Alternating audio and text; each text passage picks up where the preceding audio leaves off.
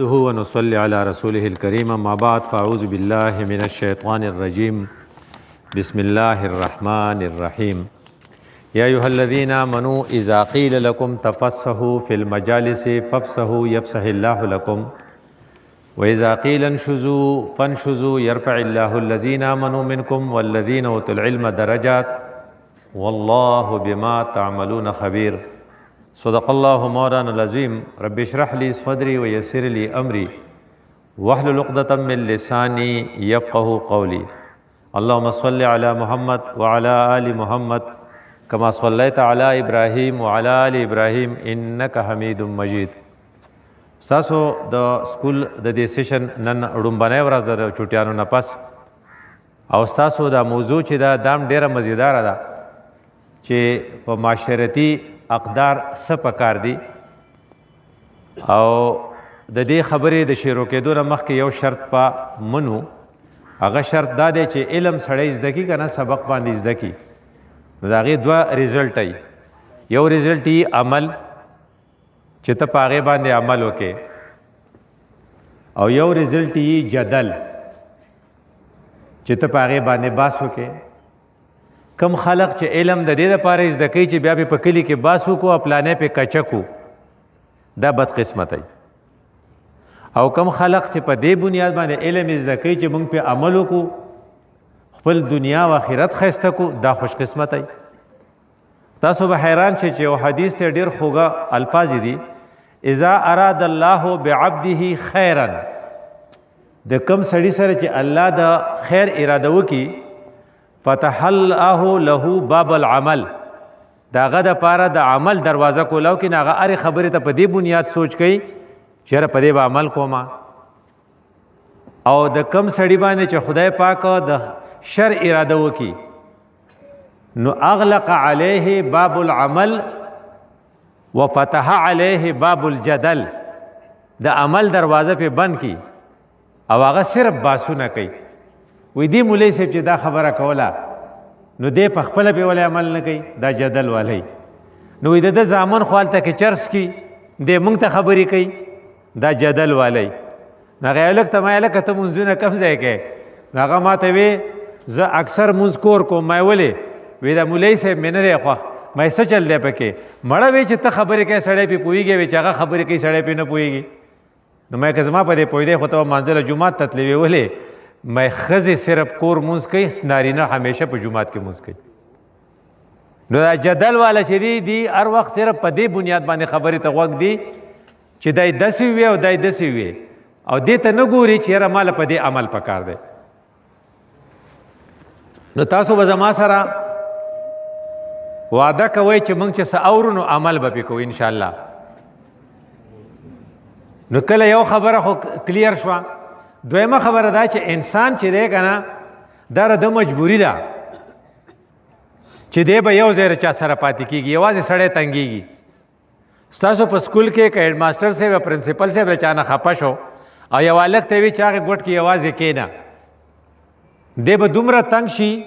چې دی به وشي بیا به چېرته دا غلطي نه کوم ځکه انسان د انسان سره خوشحالی دې ته اجتماعیت وایي.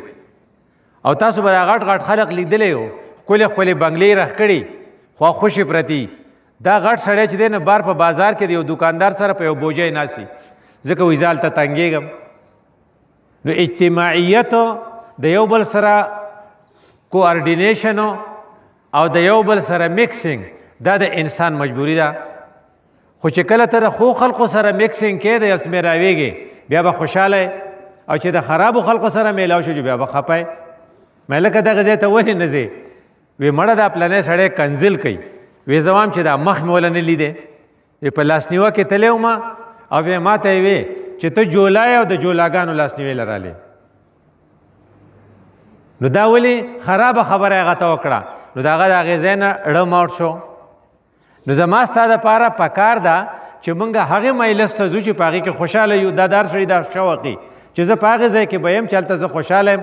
نو د خوشحالۍ لپاره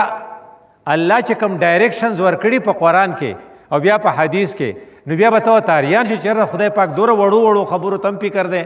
مثلا مونږ ته دا وایي اذا قیل لکم تفسحوا فی المجالس فافسحوا کله چې تاسو لاسنیوه کې ناست یې او په دې کټونو کې ګڼئ ا د بار نه میلمه راشي تاسو څه چلو کوئ تاسو وله ځای ورکړئ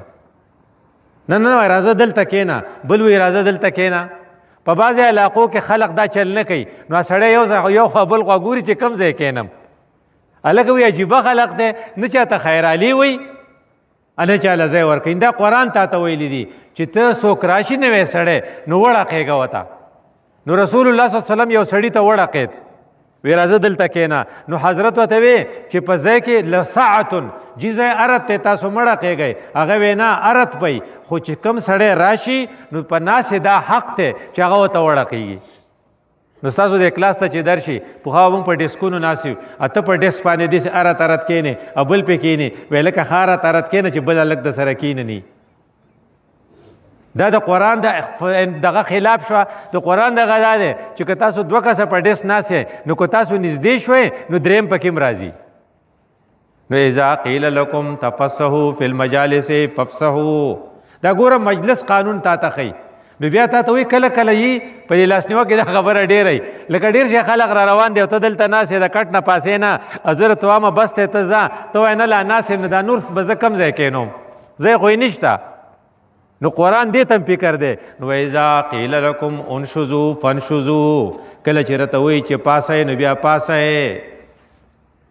نو ته سوچ وکړه معاشرتي آدابو کې تا ته دام ښیي چې په کټ کې دله ځای څوک درکوي نو ځای ورکه بل او دا راته هم ښیي چې ځای تنګ شو نو ته ورته وایې یاره موږ به مقبرې ته لاړ شو دا نور خلق ځای نشته دی به دلته کښېني د دې سره به تا ته څه فایده د دې سره به تا ته دا فایده چې ته به ایزي او خوشحاله وای ګوره دا خوشحالي نه ده دا د انسان په فطرت کې دا انسان وایي چې زه خوشحاله وی خو د خوشحالۍ دوه لارې دي یو د ګناه لار ده او یو د نیکۍ لار ده بعضې خلق په ګناه کې خوشحالیږي لکه مثال په طور باندې منی بیگم و پوخه نو منی بیگم به دغه سندره ویله جو موږ به ورته ټول خوشحالېدو جو هغې به یې ایک بار مسکرا دو جو موږ به مسکي شو بل طرف ته د خوشحالۍ دپاره د بعضې خلقو څو قاري باسطو وی یاره ډېر خوږ تلاوت کوي او سړي له سم خوند ورکي دا دواړه خوشحالۍ دي خو په دې کې ساینټیفیکلی څه فرق دی ساینټیفیکلی دا فرق دی چې کله ته خوشحالېږې که نه تاسو کې کم کسان الحمدلله ټولو به ساینس ویلی نو چې کله ته یو شی کېږي نو څه هارمونز خارجېږي څه کیمیکلز په بدن کې خارجېږي او په دې برین کې یو سنټري هغې ته د خوشحالۍ سنټر وایي هغه سټیمولیټ کي چې هغه سټیمولیټ شي سړی خوشحاله شي یو د خفګان سنټر دی چې د خفګان سنټر سټیمولیټ کي جو سړی خفه شي نو کم هارمون چې خارجېږي د هغه دوه نومونه دي کم از کم د لسم نه هم هلکانو نه په بره به یادوئ یو ته وایي ډوپامین بل ته وایي سیروټونین ډوپامین د ګناه په خبره خارجېږي ګوره خدای پاک هلته هم فرق کړی دی کو فرض که چا ګانه کوله ته خوشحالېدې نو دا د ګانا په چې ته خوشحالې نو ډوپامین خارجېږي نو ډوپامین چې خارج شي نو ستا د خوشحالۍ سنټر به ووایي نو ته به په خوشحالۍ کې راشې نو یا به لاس وپړقې یا به د خپل ځای نه پاسې یا په آخر کې چې کم کسان ډېر خوشحالېږي او هغه بې حیایي نو هغه څه چلو کې په ګډا شروع شي که نه هلکه وایي ته ولې ګډېدې یاره وایي نور مې صبر نه شو کولی دا ډوپامین والی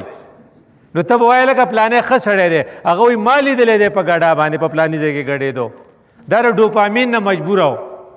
خو چې کم سړی د نیکۍ خبره واوري او د نیکۍ په خبره خوشحاله شي دې خوشحالۍ ته سرور وایي دا یو سکوني دا یو کنټینیویشني دې لپاره چې کوم هارمون خارجېږي ته سیروټونین وایي سیروټونین چې خارج شي ریسپټر ته لاړ شي نو په ډوپامین او په سیروټونین کې دا فرق دی چې ډوپامین نه کومه خوشحالي راشي د هغې نه فوراً بعد به ته ډپریس شې ته به وایي چې یاره بله ګانه ووایه دا سګرټو والا نه دي دی چې یو سګرټ وڅکي نو دی په موټ کې شي نو بیا ډپریس شي نو بل پسې وڅکي نو بیا ډپریس شي نو بل پسې وڅکي نو بل یې هوښیار سړی ورته وي خدای دې خوار کا دا ساده سګرټ بس کا ډکس کا ډک تاسو پیژنئ دا ډک دی ځکه څکي چې ډوپامین نور نه خارجېږي نو بیا ورته وي مړه ته په سګرټو دې ځان دغه کړی دلته یو بل شی راوتی دی هغې ته آیس وایي دا نشیان چې په بره ځي که نه دا د ډوپامین د وجې نه ځي ځکه دغه ډوپامین خو بیا کار نه کوي که نه سړی ریزیست شي دې ته ریسپټرز وایي ریسپټر سینسیټیو نه وي نو دې وجې نه د کوم چې سیروټونین لکه تا چا سره ښه وکړل ته به خوشحاله خو سم به خوشحاله او کنټینیوسلی به خوشحاله نو زما ستا ذمہواري دا ده چې موږ د خوشحالۍ هغه لارې معلومه کړي چې په کم سیروټونین خارجېږي او هغه لارو نه خوشحالي والو چې هغه کنټینیو وسي او هغه موږ سګرټو ته هیروین ته او آیس ته او نسوارو ته ضرورت نه پیښیږي. یاره وایي زما موډه څخه دی هغې لپاره یو څو کارونه ښولي. یو کار دا دی چې که ته خوشحالي غواړې نو د خوشحالۍ لپاره یو کار دی چې ستا دوستان ښه خلق پکار دی چې خوږې خبرې کوي. کم خلق چې د ښو خلقو په مجلس کې ناسي